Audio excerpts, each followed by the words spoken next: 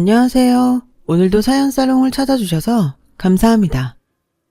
서울에 사는 30대 여성이에요. 인터넷 기사를 보니 채용 조건으로 MBTI 유형을 기재하라는 회사가 종종 있다고 하더라고요. 심지어 특정 유형을 명시하곤 어차피 채용을 하지 않을 거니까 애초에 입사 지원도 하지 말라고 하더라나요? MBTI 검사는 쉽게 말해서 자신도 직접 할 수 있는 성격 유형 검사인데요. 마이어스와 브릭스라는 사람들이 스위스의 정신분석학자인 카를 융의 심리 유형론을 토대로 고안한 자기보고식 성격 유형 검사 도구래요. 쉽고 간편하여 학교, 직장, 군대 등에서 광범위하게 사용되고 있고요. 수검자를 16가지 심리 유형 중에 하나로 분류하고요. 그 성격 유형을 설명하여 성격적 특성과 행동의 관계를 이해하도록 한다네요.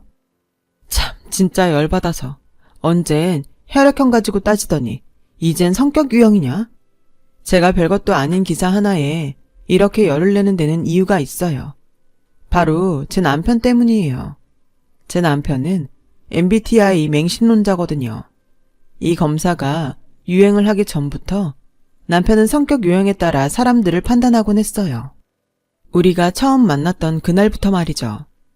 소영씨, MBTI 검사 해본 적 있어요? MBTI요? 그게 뭔데요? 성격 유형 검사인데요. 이게 믿을만해요. 혈액형 검사하고는 차원이 달라요. 저는 기관에 직접 찾아가서 받았는데 와, 진짜 깜짝 놀랐다니까요. 완전 정확하더라고요. 언제 시간 나면 검사 한번 해보세요.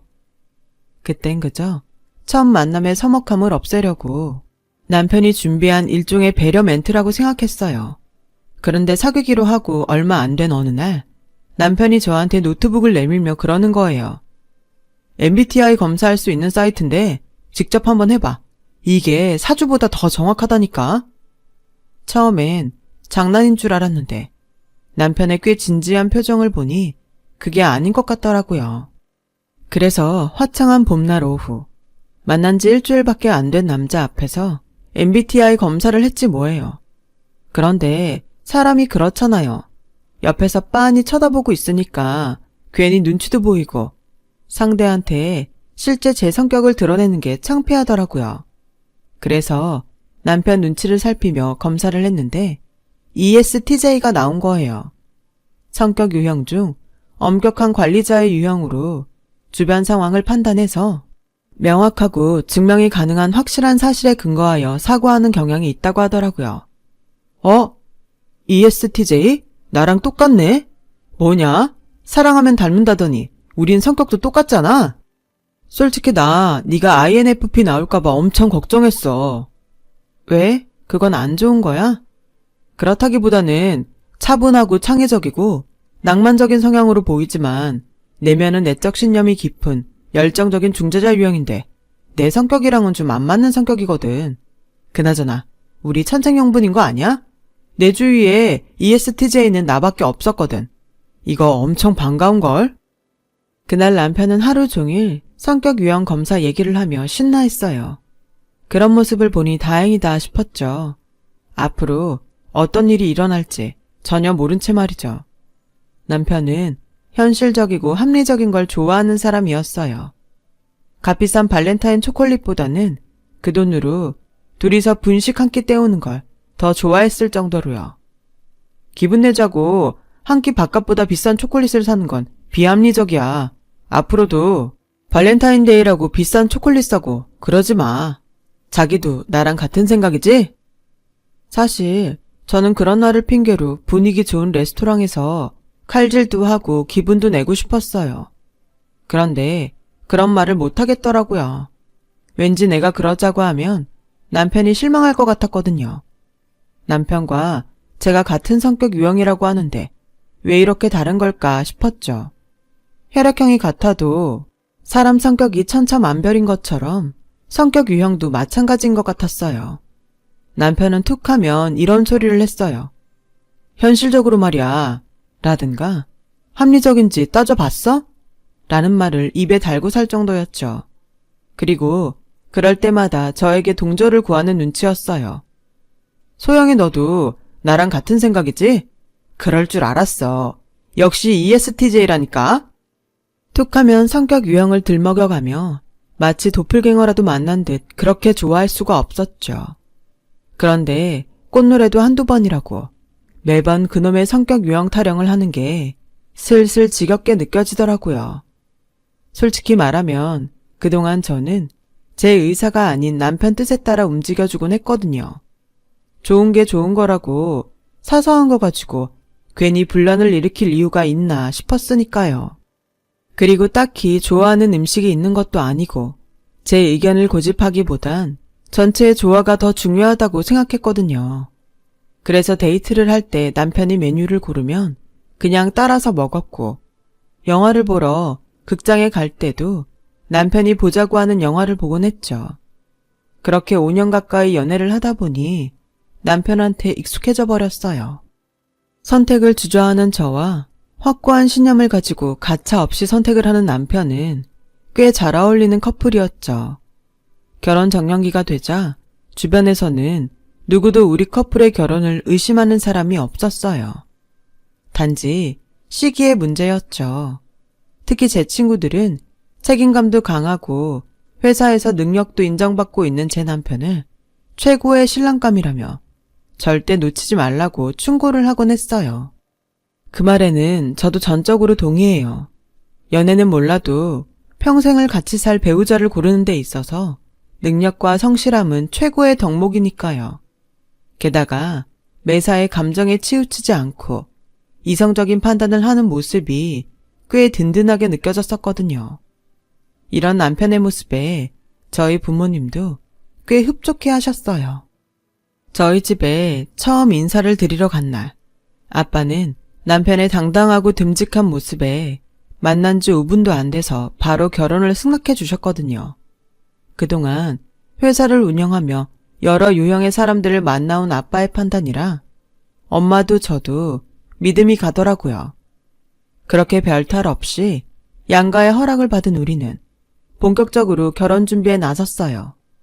거의 한 달 발품 팔아서 예식장과 스드메를 예약했어요. 남편의 결단력 덕분에 현실적인 예산 안에서 합리적인 가격으로 처리할 수 있었어요. 이제 남은 건 신혼집과 혼수 정도였죠. 그런데 신혼집을 구하는 것부터 만만치 않더라고요. 전세가 너무 올라서 저희 예산으로는 턱없이 부족했거든요. 시댁이 그리 넉넉한 편이 아니어서 신혼집 예산이 적었던 것도 한몫했고요. 그래서 생각도 못해 부모님께 이 얘기를 했더니 아빠가 신혼집 구할 돈을 보태주시겠다고 하시더라고요. 그래서 남편을 만나 그 얘기를 하려는데 우리 신혼집 말이야. 그냥 너랑 내가 반반씩 내서 하면 어떨까? 따로 혼수해야 할 거 없이 있는 살림 쓰고 꼭 필요한 가전제품이랑 가구만 들이면 될 것 같거든. 우리 격식 차리느라 돈 쓰지 말고 합리적으로 가자. 어때? 소영이 너도 그게 좋겠지?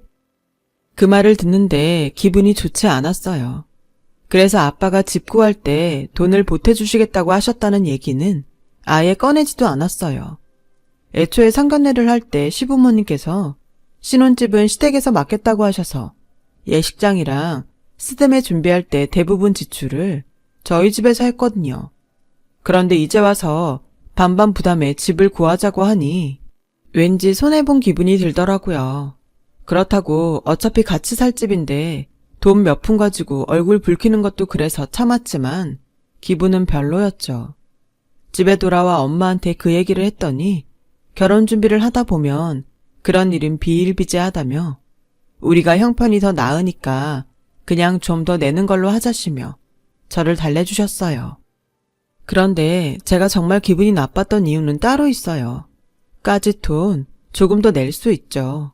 그런데 남편의 행동을 가만히 보면 자기 유리한 대로 상황을 이끌면서 상대적으로 손해를 본 저한테 조금도 미안해하거나 고마워하는 게 없다는 거예요. 이 모든 상황을 그저 자신의 합리적 선택 혹은 이성적 판단으로 치하하고 끝난다는 거죠.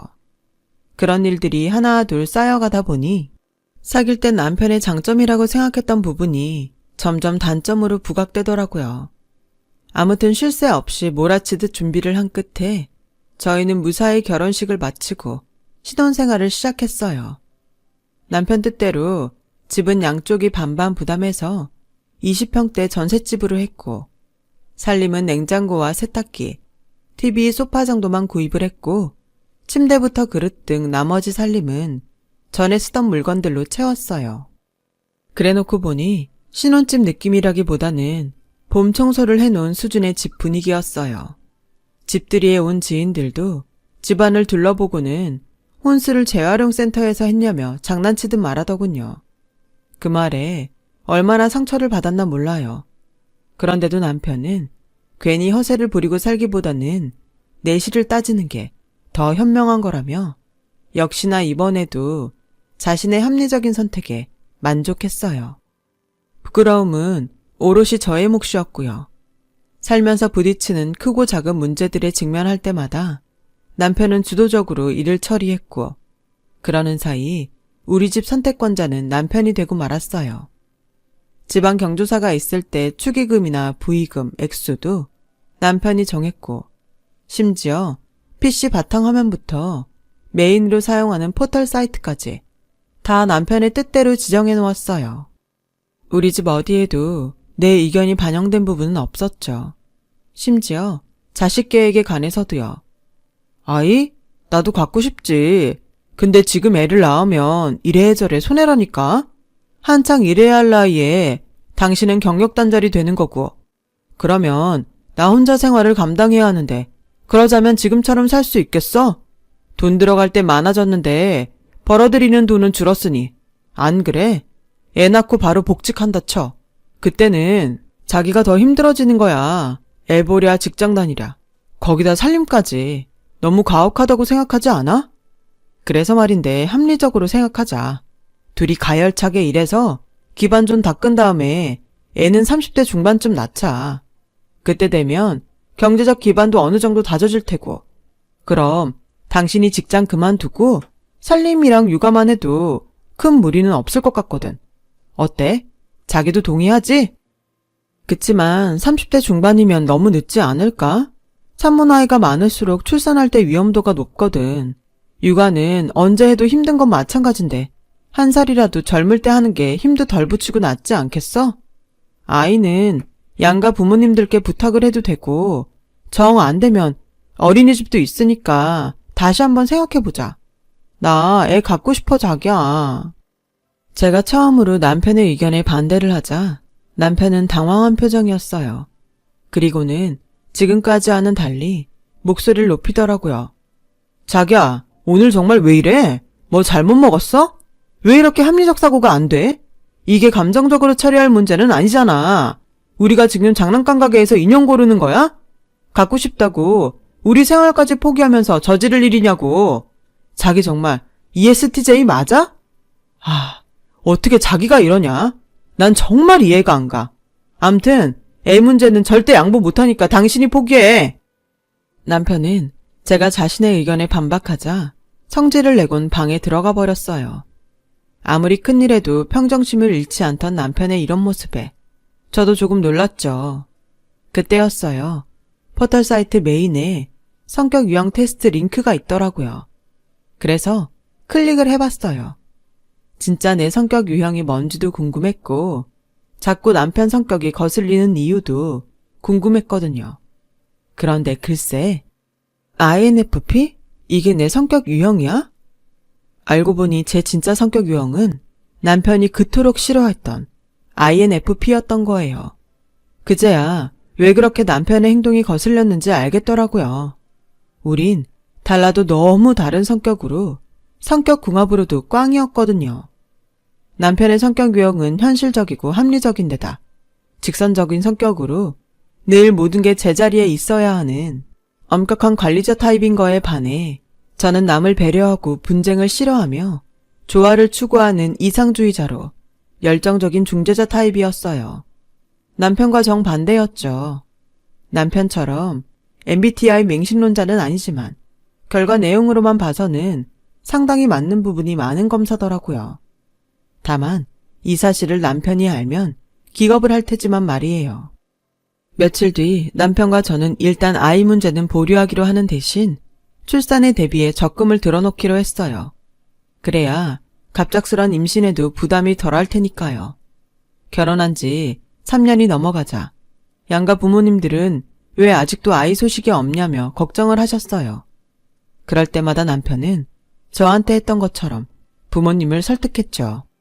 그런 남편의 설득에 시부모님들께서는 그럭저럭 넘어가셨지만 저희 부모님은 달랐어요.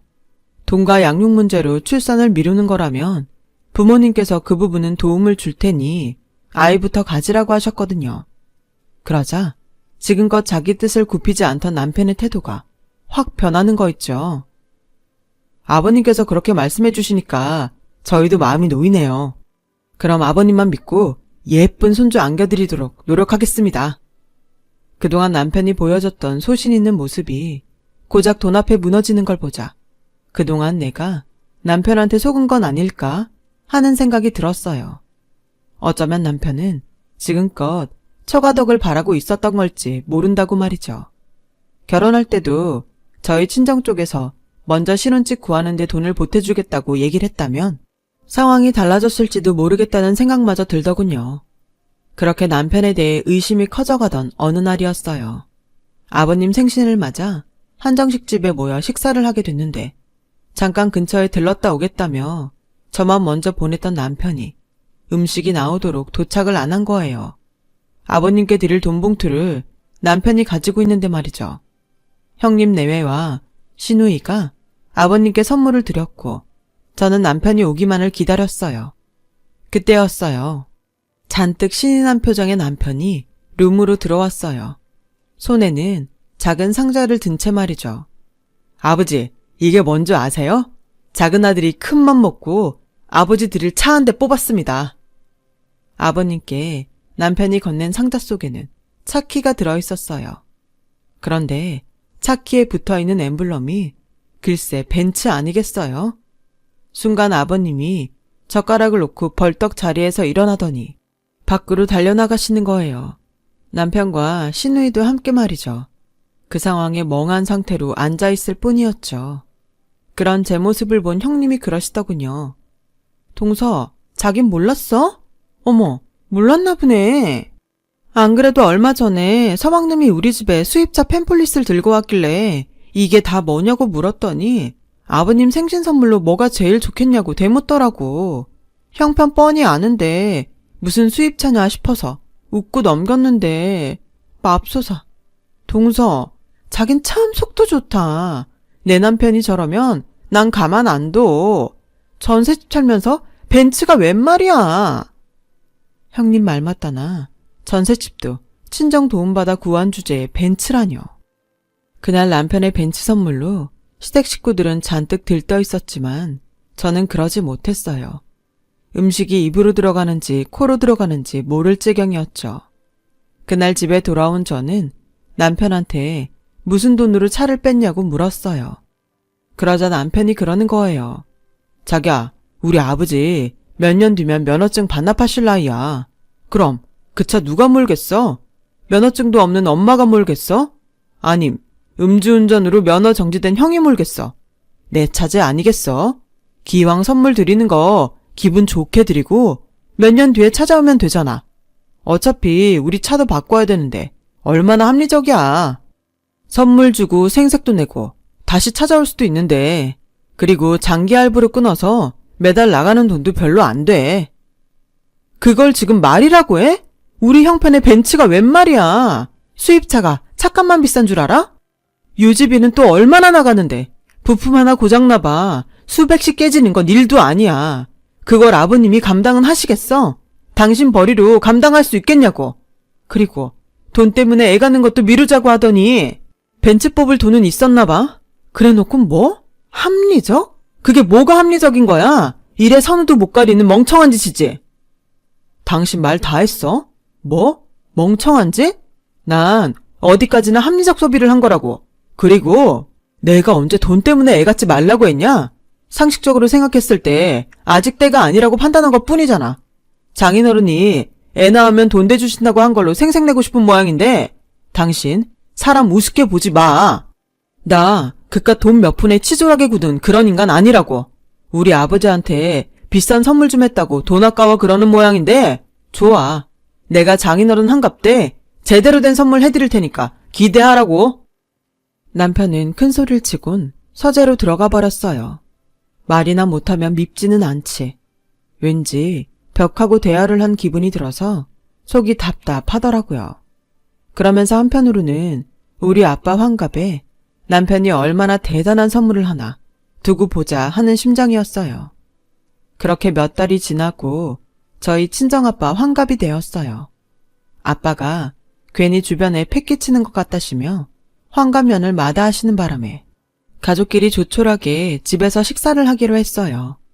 원래는 유명한 셰프가 하는 레스토랑으로 장소를 잡았었는데 하필 아빠가 다리를 다치시는 바람에 거동이 불편해 집에서 하게 된 거였죠. 형부는 급한 수술 때문에 좀 늦는다고 언니 편에 아빠가 좋아하시는 브랜드 와인과 크루즈 여행권을 보냈더라고요. 전 남편과 따로 돈 봉투를 준비했고요. 남편은 엄청난 선물을 준비했으니 기대하라며 잔뜩 바람을 잡아놓고는 연락도 없이 오지 않더라고요. 그래서 막 전화를 하려는데 남편이 숨을 헐떡이며 들어오지 뭐해요. 그리고는 갖은 생색을 다 내며 저희 아빠한테 선물을 내밀었어요. 그런데 그게 글쎄 막걸리지 뭐예요. 꼴랑 막걸리 2통을 내밀면서 남편은 일장연설에 가까운 생색을 냈어요.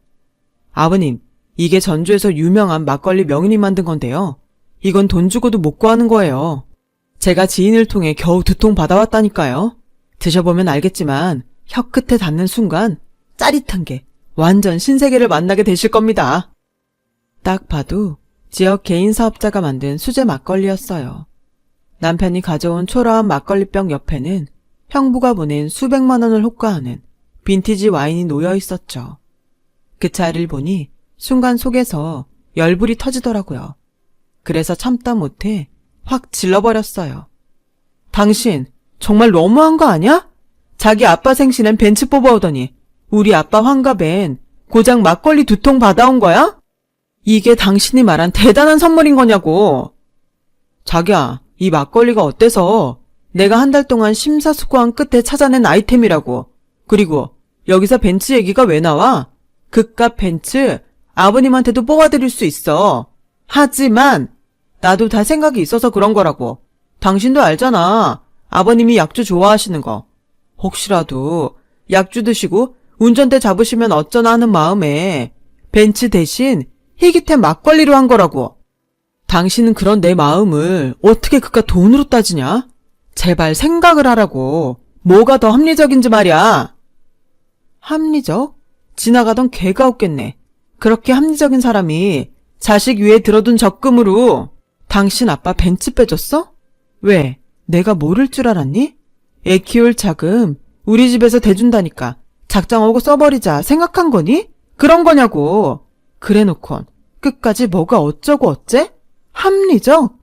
넌 합리적이란 단어의 뜻도 모르니? 무조건 네가 하면 합리적이고 이성적인 판단인 줄 아는 모양인데 웃기지 마. 내가 보기엔 거지근성에 목마른 놈의 치졸한 변명으로밖에 안 보여. 넌 딱 그 수준이라고.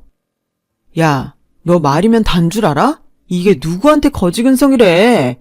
적어도 그런 소리 하려면 뭐라도 좀 해주고 해야 되는 거 아니냐?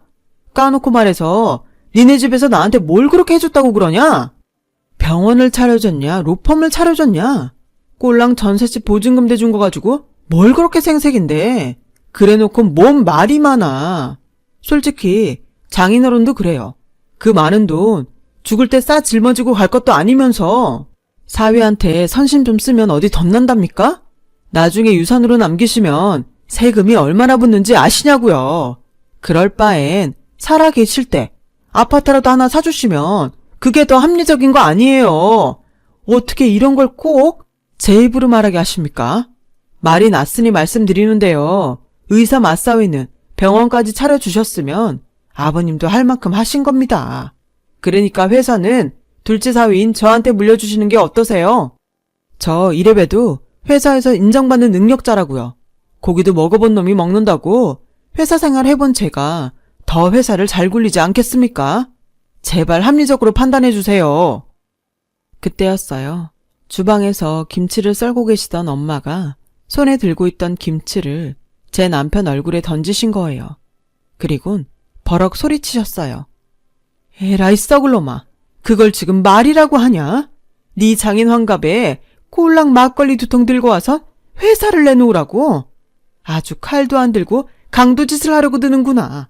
어떻게 이런 놈을 사위라고 들였는지 내 발등을 찍고 싶다. 장모님, 아무리 그래도 그렇지 어떻게 사위 얼굴에 김치를 던져요? 그리고 막걸리 선물이 어때서요? 제 딴엔 아버님 생각해서 준비한 선물인데 너무하신 거 아닙니까? 그러자 얼굴이 벌겋게 달아오른 아빠가 말씀하셨어요. 너무하긴 뭘 너무해. 음주운전할까봐 차 못 뽑아주겠다고 몸에 안 좋은 술 사온 네가 너무하지. 왜? 차라리 네 장인 술 마시고 편히 죽으라고 관을 짜오지 그랬냐? 네 말대로 그게 더 합리적인 거 아냐? 어디서 되지도 않는 주둥이질로 건방을 떨어. 네가 그동안 새치어로 내 딸을 얼마나 괴롭혔는지 안 봐도 뻔하다. 이참에 내가 합리적인 판단을 해주마. 니들 당장 이혼해라. 이혼하고 전세금 빌려준 거 내놔. 네가 벤츠 빼느라 쓴 돈 중에는 내 딸이 번 돈도 들어있으니 그 돈도 다 토해내고 니들 결혼식 치를 때 들어간 돈도 딱 절반으로 나눠서 계좌로 붙이도록 해. 어때? 이 정도면 합리적이지? 더는 네 놈 꼴도 보고 싶지 않으니까 당장 내 집에서 나가! 아빠는 남편을 집에서 내쫓았어요. 그리고 얼마 뒤 우리는 이혼을 했어요. 아버님한테는 내가 용서를 빌게. 그러니까 이혼은 없었던 걸로 하자. 현실적으로 생각해봐. 이혼하고 다시 재혼하려면 결혼식도 또 해야 되고 혼수도 다시 해야 하는데 그런 낭비가 또 어딨냐? 우리 제발 합리적으로 생각하자. 응? 끝까지 합리적이니 현실적이니 떠들어대며 찌질하게 매달리더군요. 하지만 결국 서류에 도장을 찍을 수밖에 없었어요. 저희 아빠가 보내신 변호사를 만나보곤 생각이 달라졌거든요. 부부 공동재산인 적금을 깨서 아내의 동의도 없이 본가에 차를 선물한 것만으로도 이혼 사유가 된다는 말과 법적 싸움으로 갈 경우 위자료 청구도 불가피하다는 말에 이혼을 받아들일 수밖에 없었던 거죠. 결국 이 인간은 합리적인 게 아니라 돈 외엔 아무 생각도 없는 찌질한 인간이었던 거예요. 이혼하고 반년쯤 지나서야 남편과의 금전관계는 깔끔하게 정리가 됐어요. 전셋집을 빼는데 시간이 걸렸거든요. 저는 현재 친정에서 살고 있고요. 부모님께 죄송해서 따로 집을 구해 살려고 했는데 아빠가 걱정된다시며 집으로 들어오라고 하셨거든요. 이제 연세도 있으셔서 두 분만 집에 계시는 게 적적하시다고요. 들리는 소문에 의하면 남편은 재혼을 핑계로 주변에 부탁해 여자를 만나러 다니는 모양이었어요. 더 늦기 전에 하루빨리 재혼해서 자식을 낳아야 한다나 뭐라나. 그런데 웃기는 게 뭔 줄 아세요? 조건으로 절대로 ESTJ는 안 된다고 그랬다나 봐요. 전처인 저한테 하도 대여서 그런다는데 웃음이 나더군요. 문제는 성격 유형이 아니라 옹졸한 자신 때문이란 걸 모르나 봐요. 그 인간은 언제 철이 들런지. 소신이 아니라 믿고 싶은 것만 믿고 보고 싶은 것만 보는 중에 정작 소중한 걸 놓치는 그 모습이 참 우습더군요. 제 사연을 들어주셔서 감사드려요. 소중한 사람들과 건강하게 행복하게 살아가시길 빕니다. 여러분, 사연 댓글에 응원과 현명한 조언 부탁드려요. 좋아요와 구독은 저에게 큰 힘이 됩니다. 오늘도 좋은 일 가득하세요.